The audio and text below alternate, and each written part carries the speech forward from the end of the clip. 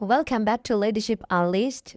I'm your host, Sophie Kemi, and today we are diving into something that's probably happening to you right now without you even realizing it. Have you ever wondered why some people just seem to command respect naturally while others are constantly drained by everyone around them?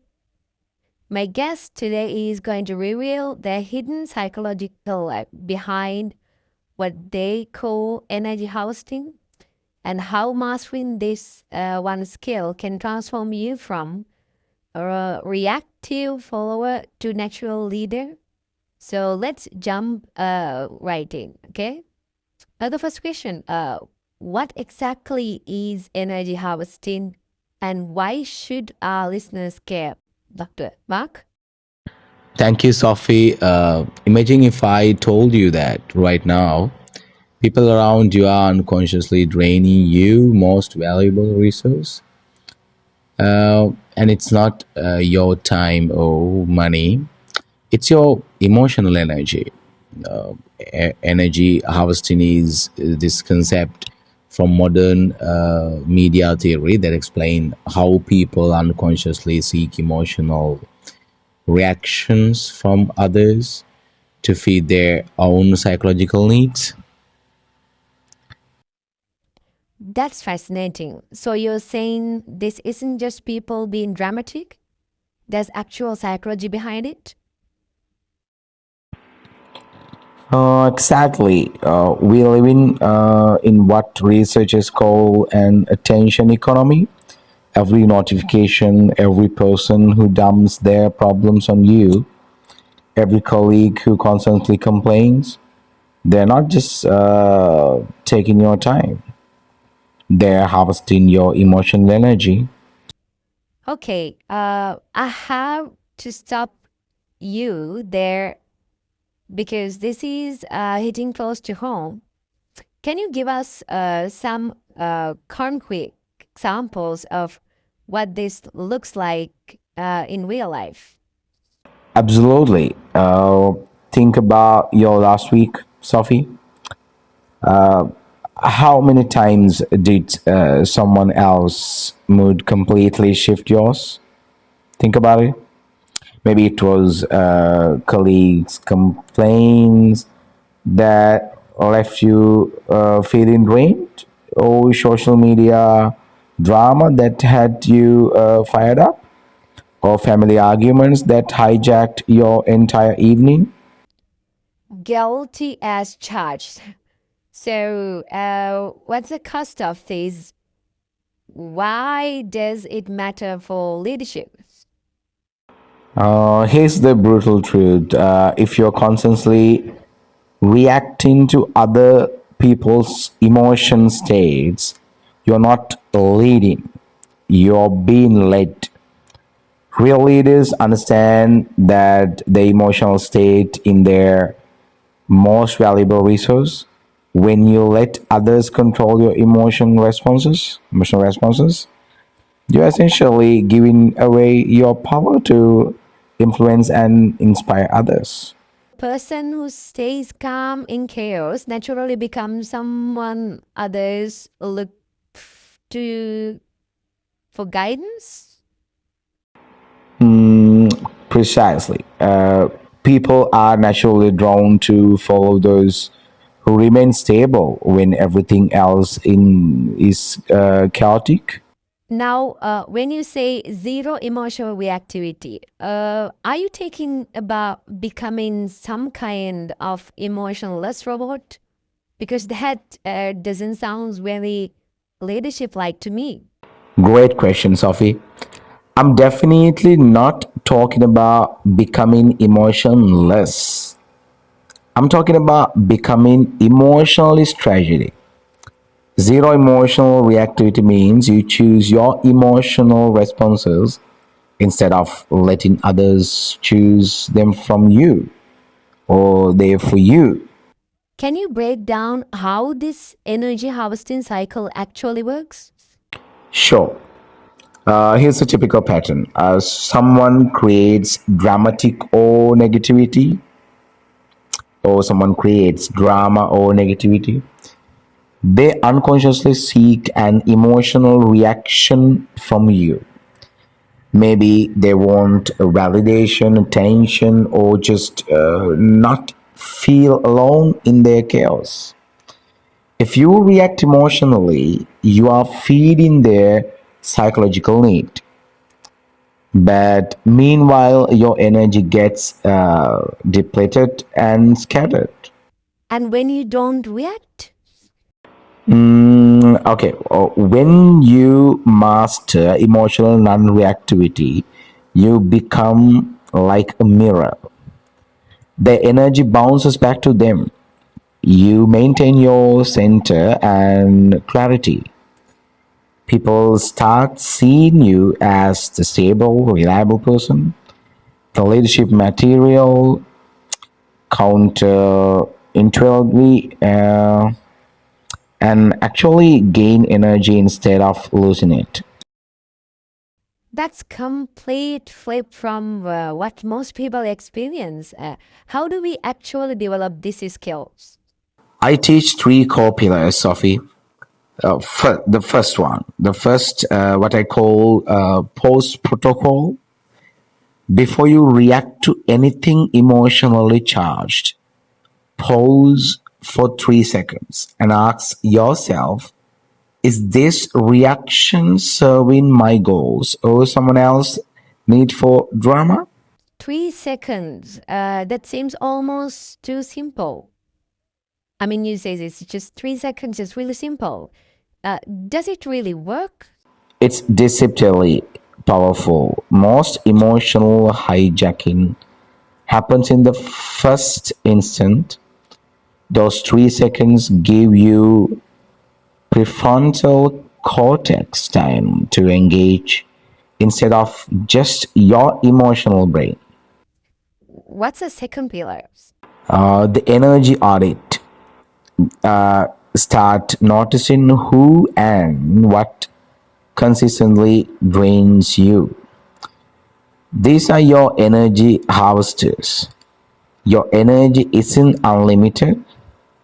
You need to invest it wisely, just like money. How do we actually change how we interact with these energy drainers? That brings us to three pillar, like pillar number three, the leadership response. Instead of matching someone's emotional energy, you respond from a calm authority. For example, if someone comes to you with drama, instead of saying, "Oh my god, I can't believe they did that to you," which feeds the drama, you say something like, "That sounds challenging. What's your plan to handle it?" I love that distinction. One feeds the problem, the other redirects to its the solution. What kind of changes do people see when they actually implement this? Interesting question. The transformation is remarkable, Sophie. People start coming to them for advice instead of drama. They are seen as the person who has it together.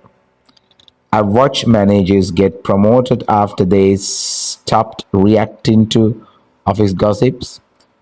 Entrepreneurs make better decisions after they stop absorbing every customer complaint. Parents gain real influence with their teenagers by not matching their emotional intensity.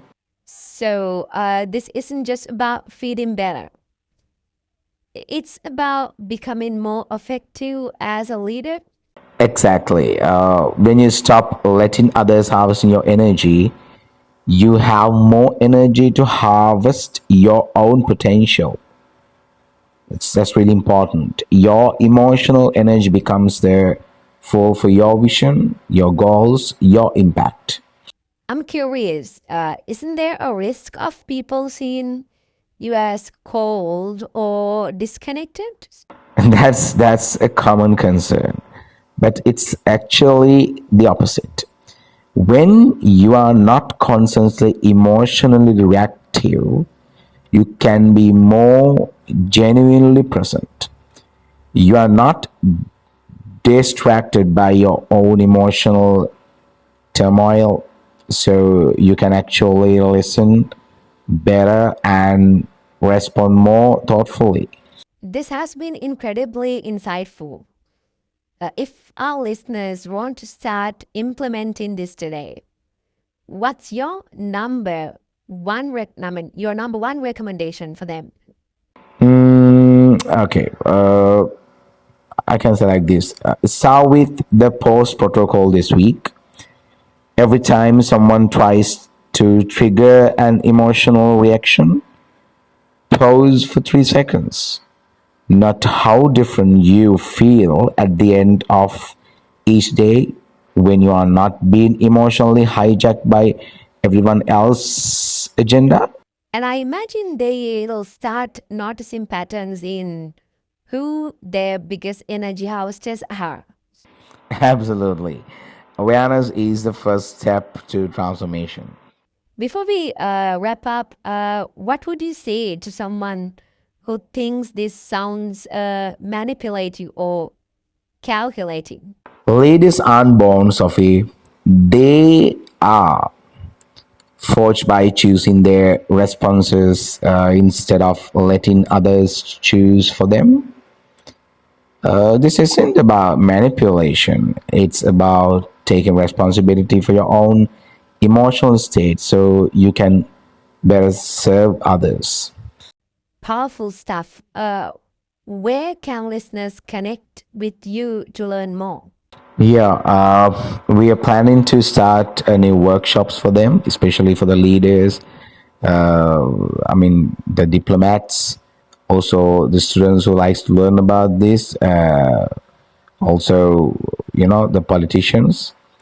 Yeah, they can connect me with social media. Also, they can follow me and they can have an idea about these kind of topics.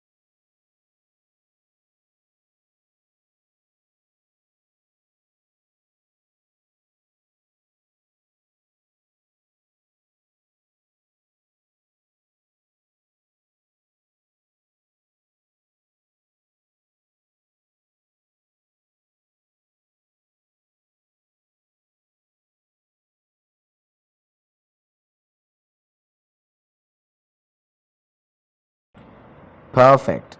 Thank you for joining us today, Dr. Mark and listeners. Try to post protocol this week and let us know how it goes. Until next time, this is Sophie reminding you to lead with intention, not reaction.